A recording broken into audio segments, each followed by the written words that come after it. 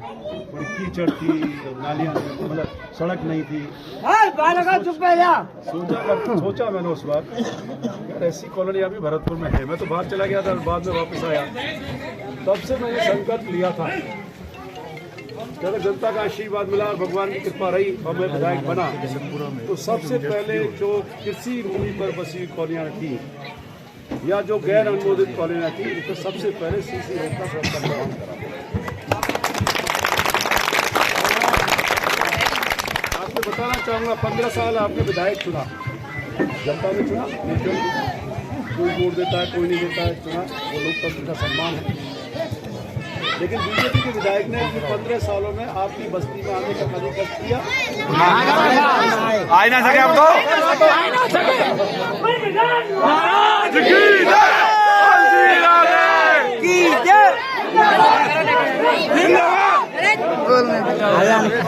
प्यार और जोश ने वो बड़े ऐसे हो गए, मुझे लगा पता नहीं क्या होगा।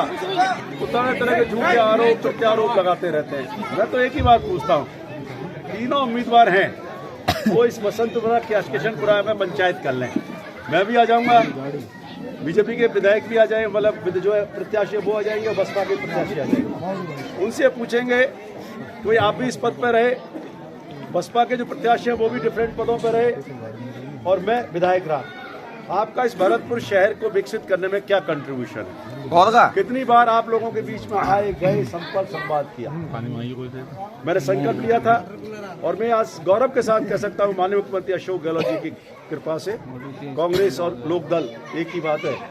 मेरा कांग्रेस का हाथ, कांग्रेस का हाथ तो हाथ से चलेगा ना, आते अभी तो चलाऊं डायरेक्ट।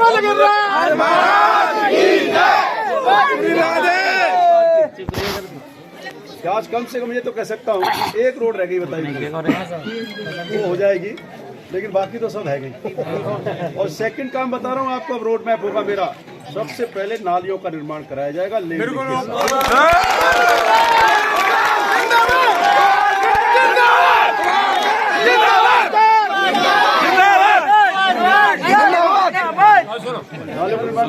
जनता क्लिनिक भी यहाँ खुलेगा बसंत विहार या किशनपुरा में कहीं भी।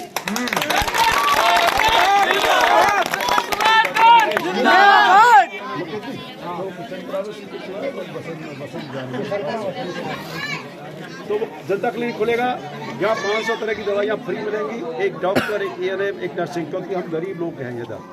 हाँ, और लेकिन यही छोटी मोटी जो बीमारियाँ हुई, जिंदाबाद। लाइट साहब देखो पहले क्या अंधेरा रहता था 2018 से पहले, ये नगर निगम के मेयर साहब बैठे हुए, इनको भी धन्यवाद देना चाहूँगा।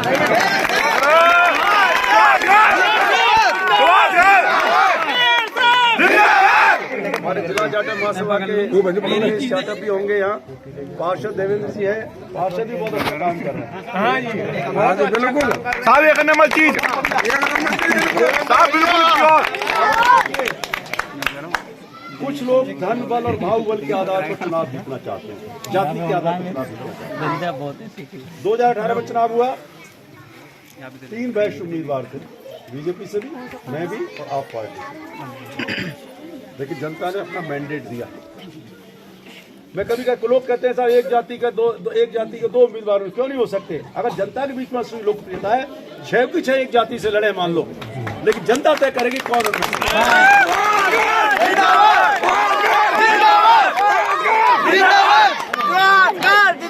आज आदित्य जी हमारे साथ है यहाँ। आदित्य प्रसाद 2 बार विधायक रहे, अच्छा काम किया। बाबू राजबहादुर रहे, अच्छा काम किया।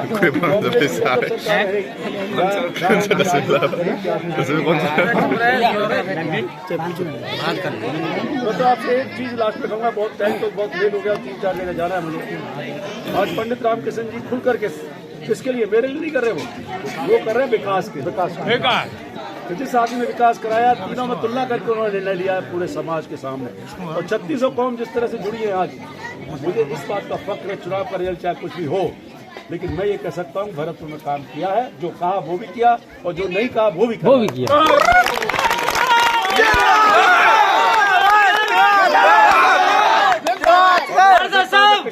इतने लोग और बसंत बिहार जब जुट जाए सही बात है बिल्कुल। इसको हरा सकता है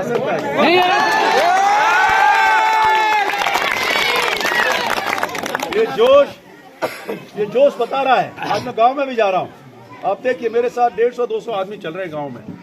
2400 ग्राम पंचायतों के लोग, पूर्व सरपंच भी है, वर्तमान सरपंच भी है, यंग लोग हैं, युवाओं की टीम है, बुजुर्गों की टीम है। 80-80 साल के लोग चल रहे हैं मेरे साथ। रास्ता जाम हो जाता है, क्यों? कुछ नहीं है ना, मेरे पास पैसा तो है नहीं जो बांट दूं।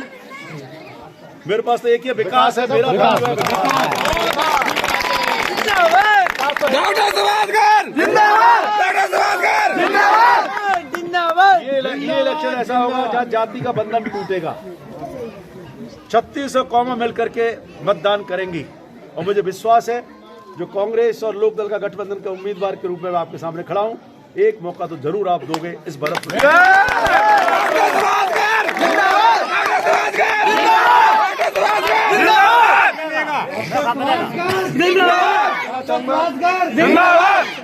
कुछ लोग ऐसे सक्रिय हो गए सोसाइटी में, उनका पूरा खानदान तो बीजेपी के साथ लगा हुआ है और खुद एक आदमी उनका जो है प्रमुख आदमी वो जाकर के जाता है समाज के बीच में कि मैं बसपा का कर रहा हूँ, बसपा को देना।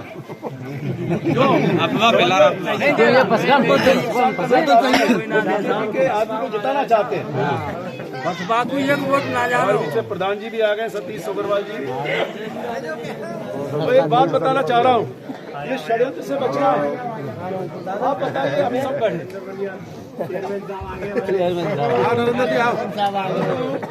मुझे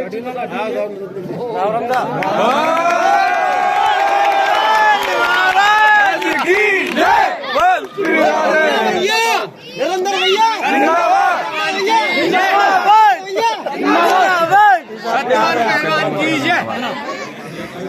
आप किसी की कीमत क्या लगा सकते हो? वोट क्या दे सकता है वो?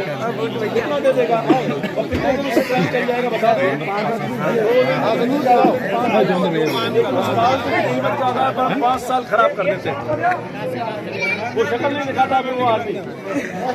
आप वार्ड नंबर 3 में जाइए, वहाँ की जनता से पूछिए जो बसपा को वार्ड नंबर 3 में चले गए। आरोप नहीं लगा रहा हूँ, मैं कहना भी नहीं चाह रहा हूँ। एक पहला मिल गई थी मुझे, जाटव समाज की थी, उसने जो शब्द कहे मैं उनको कहना नहीं चाहता। मैं रिकॉर्ड ही नहीं करता हूँ चीज़ों को, वायरल भी नहीं करता हूँ। मेरे बारे में खूब कहते रहते, कहते रहिए। मैं तो कहता हूँ सत्य को, सच को कभी आँच नहीं। इसलिए मैं तो एक अपील करना चाह रहा हूँ और लोगों को भी, तो 1-1 मिनट बोलेंगे आदित्य राज जी भी और मेयर साहब भी। तो समय बहुत ऑलरेडी 3-4 जगह जाना है। 7:30 बजे घर से निकलता हूँ, इसलिए निकलता हूँ 5 साल खूब निकला हूँ। कायदे से तो मुझे निकलने की जरूरत नहीं पड़े, जितना विकास करवाया है। लेकिन मैं जानता हूँ ये मुझे और गलतियां जो हो रही है या क्या कमी रह गई है उनको जानने का मौका मिलता है, इसलिए निकलता हूँ। सही बात, बहुत बढ़िया।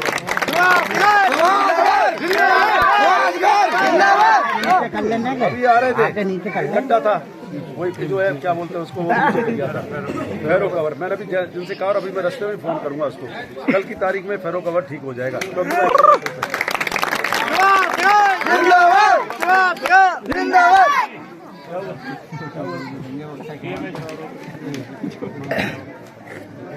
चल कोई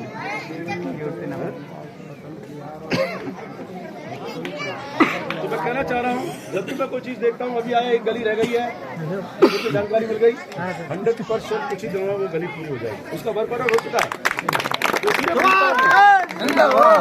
छोटी छोटी जानकारियाँ मुझे मिलती है, जो करते भी है, पर वो प्यार है चीज है। तो करने वाले से कहेंगे निकलने, और निकलने से तो कोई कुछ कहेगा नहीं। नमस्कार जी मंत्री साहब।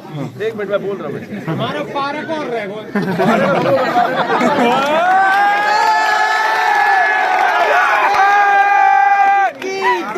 देखिए, पार्क भी बनेगा और कोई रोड़ा नहीं होगा।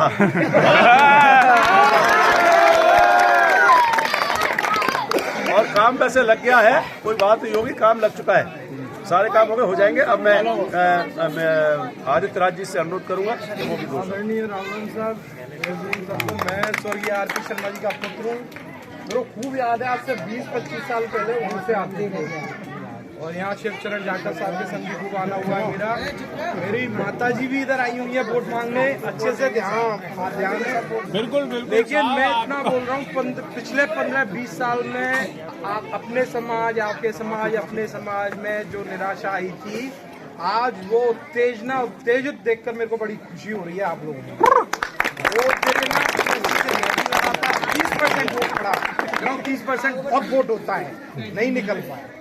एक एक वोट आपके विकास के लिए, आपके भविष्य के लिए, आपके समाज के विकास के लिए, आपके मोहल्लों को विकास के लिए देना। और इतना ही कहूँगा, कांग्रेस का हाथ मेयर साहब, परमात्मीय गर्ग साहब और समस्त ये जनता जो किशनपुरा और बसंत विहार की यहाँ खड़ी हुई है, आप सभी को मेरा सादर प्रणाम। जय भीम। और एक दो बार जोर से बोलो, जय भीम। Very good. गर्ग साहब का विकास का है संकल्प, इसलिए उनका नहीं है कोई और जब विकल्प ही नहीं है तो फिर किसको चुनना है? विकास के नाम पर वोट वही मांगता है जो विकास कराता है। बाकी तो कोले कोरी गफाड़ेबाजी वाला आदमी विकास के नाम पर मांगे, धर्म के नाम मिलती है। करबद्ध प्रार्थना है। अभी भाई साहब कह रहे थे कि वो यहाँ पर बंसल साहब आ ही नहीं सकते, वो आते भी नहीं है, उन्होंने छोड़ रखा है आप लोगों को, क्योंकि वो संभालते ही नहीं है, ये वोट आपके पड़ेंगे। जब वो संभालते ही नहीं है तो वोट सही जगह जाना चाहिए कि नहीं? तो बिल्कुल सही जगह कौन सी है? देख के मैं ये कह सकता हूँ कि पिछली बार गर्ग साहब 15,000 वोटों से जीते थे। आपके दौरान कितने कंधे जीतेंगे? 50,000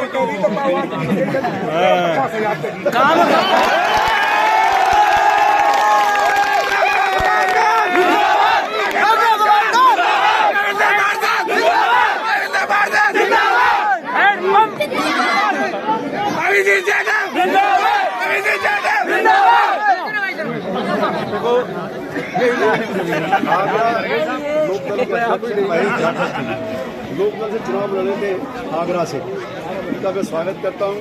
और ये बहुत जुझारू जो है,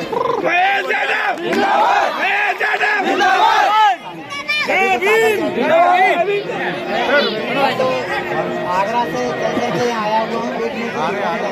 सारी बातें स्वास्थ्य व्यक्ति ने कह दिया, मैं भी पिछले कई साल से जुड़ा हुआ हूँ। हम लोग भी आगरा से तमाम अपने भाइयों को जिनके इलाज के पैसे नहीं होते हैं, स्वास्थ्य व्यक्ति ने जयपुर के अंदर इलाज कराने का काम कराया। और ऐसे विकास पुत्र हैं स्वास्थ्य व्यक्ति, इनको दोबारा जब कोई आदमी मेहनत करता है, पहला तो आपने पहली बार तो जिता दिया, दूसरी बार अगर उन्होंने अच्छा विकास किया है तो फिर उसको मजदूरी मिलनी चाहिए कि नहीं मिलनी चाहिए? तो ये मजदूरी है, उनको पूरी ताकत से स्वास्थ्य भारतीय जनता पार्टी बेईमान और झूठों की पार्टी है। ये भाई से भाई को लड़ाने का काम करती है, हिंदू को मुस्लिम से लड़ाने का काम करती है। ऐसे लोग नक्काराओं को हरा करके पुनः कांग्रेस की सरकार बनाने का काम